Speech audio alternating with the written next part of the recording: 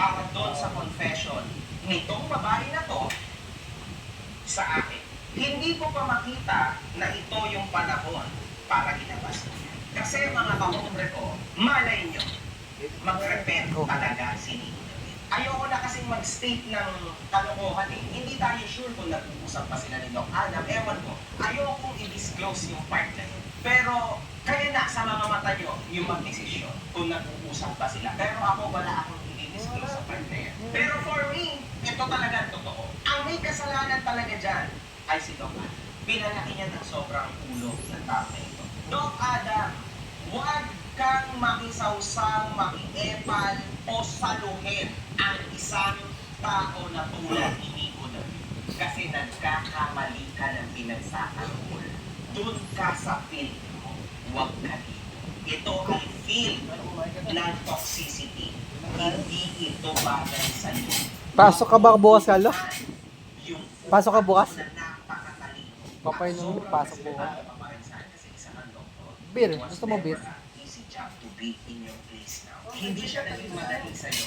And I know that. Kasi hindi ko talaga kakayanin yung pinagdaanan mo lalo sa pag-aaral. Parang wala na. Hindi ko kaya yan. So huwag kang makialam sa field na to kasi hindi mo talaga to.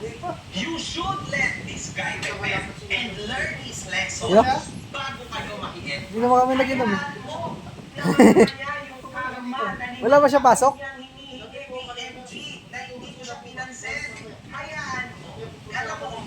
Hindi naman kami nag-inom eh.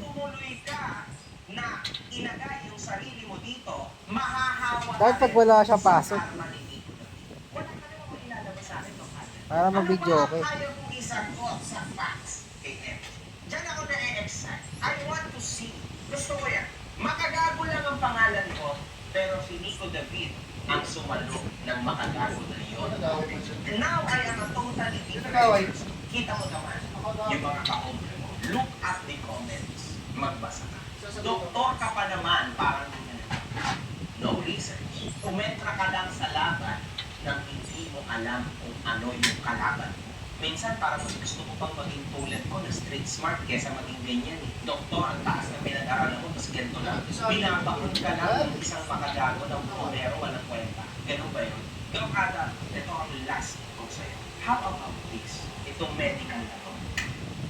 Nakita mo to? Doktor ka, pwede mo siyang i-postingan. Alam mo ba na munti ka ng malaglagan ng misis ko sa pagpila sa akin? Ha? Hindi ako makasagot. Anong games yan? Lahat kasi ng yun ay Pokemon? sa akin. Tinuguna po siya nung siya ay nag-uupis sa sitwasyon na yan, Doc Adam. Mapapansin nyo mga ka-hombre ko na yung misis ko ay comment ng comment sa mga post aking tinigil. Totoo lang. Sobra siyang mainit sa tao na yan. Ako lang nagsasabi sa kanya, huwag na natin yung kasuhan. Kasi social media to eh. Ganun talaga. Wala tayong magagawa. Muntik na akong mawalan ng anak dahil sa stress. Kaya pala. Kaya pala tumigil siya. Sinamay niya ang misis ko sa mga tira niya sa akin. May nasabi pa yan. Titigil muna ako kasi manganganak na daw yung misis ni MJ. Kasi nagpo-post ako mga kakombre ko. Titigil muna ako ng pagtira kasi manganganak na yung misis ni MJ. Pero, pagkapanganak, maglalabas ulit ako ng video para dagdag stress sa misis niya. Sinabi yan ni Nico David. Kung may bayad ka, Nico David, ilabas mo yon. Huwag mo burahin. Sige na, i-publish mo. Kung totoong may bayad ka, ganyan kasama yung tao na yan, Doc Adam. Pinagtatanggol mo yan. At kayo, mga fans ni Doc Adam. Paano ka pa?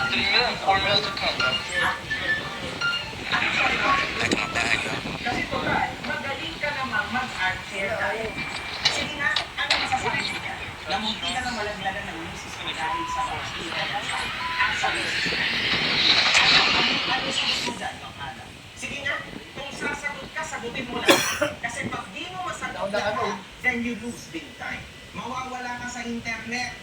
Hindi ka na makakabalik. Tulad ka na ni Nico David. Wala na mamili. This is a losing battle. Kasi hindi Dr. Michaels. Edukado ka lang. Parehas kayo ni Pangke. Hindi nyo kahit kailan kaya kakayanin mapakain ang isang durog na durog na tao at pangalan sa inyo. Look at me, man. I am the biggest loser. Wasak na wasak. Ano po yun ah? sa social media. Ano po yan? Ano yan? Grabe, laki. Sa social Ay, mas media. malayo ba to? Ano ba? Ako yung tipo ng tao na durug na At akala mo sa'yo? na nagpakita pa ng bayan sa social media kung baka pa. Haharapin ko lahat yan sa akin. So I am a destroyed man. Basta ka nga, What anong can you say about me?